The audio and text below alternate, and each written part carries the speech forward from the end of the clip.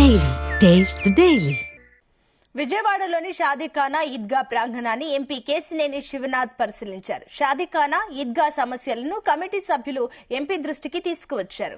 Burial grounds షాదీఖానాను ఆధునీకరించాలని committee సభ్యులు కోరారు. Committee సభ్యుల వినతికి సానుకూలంగా ఎంపీ స్పందించి సమస్యల పరిష్కారానికి వెంటనే చర్యలు చేపడతామని తెలిపారు. ఇక వక్ఫ్ బోర్డుతో మాట్లాడి నిధులను సేకరించి ఎంపీ నిధుల నుంచి ఈద్గా అభివృద్ధి పనులకు కేటాయిస్తామని తెలిపారు.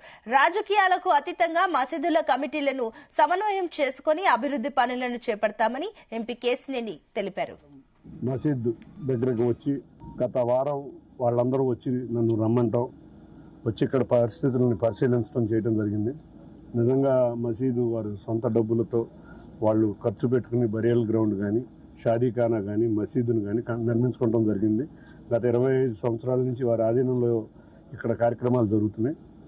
ఇక్కడికి వచ్చి చూస్తే మసీదు కూడా నీళ్లు కారటం, అంతేకాకుండా షాదీఖానాలో కొంచెం పరిస్థితులు కూడా బాగాలేదు. కొన్ని మ్యారేజ్లు జరుపుకోవడానికి కొన్ని వసతులు కల్పించాలి.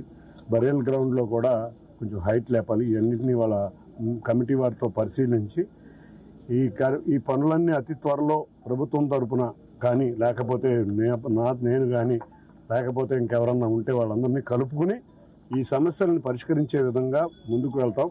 కమిటీ వారు ఒకటే కోరారు. కమిటీ మేము 2 మసీదుల తరపున కమిటీ ఉన్నది. ఆ కమిటీ ఎన్ని సంవత్సరాలు మేము రన్ చేస్తున్నాం. మాకు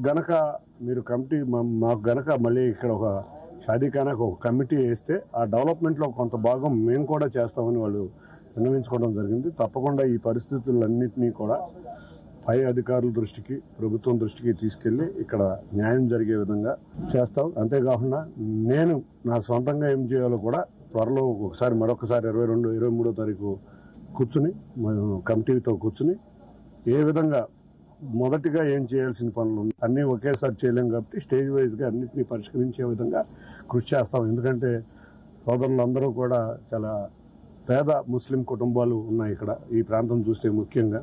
తప్పకుండా వారికి ఇటువంటి అవకాశాలు, మనం ఇటువంటి సదుపాయాలు ఇస్తే వారు మరింత చక్కగా చంద్రబాబు నాయుడు గారు చెప్పినట్టు ప్రతి ఒక్కరూ సంతోషంగా ఉండాలనే కోరికతో ఉన్నారు. తప్పకుండా వారికి ఈ కార్యక్రమం ద్వారా అన్ని వసతులు వచ్చే విధంగా కృషి చేస్తారు.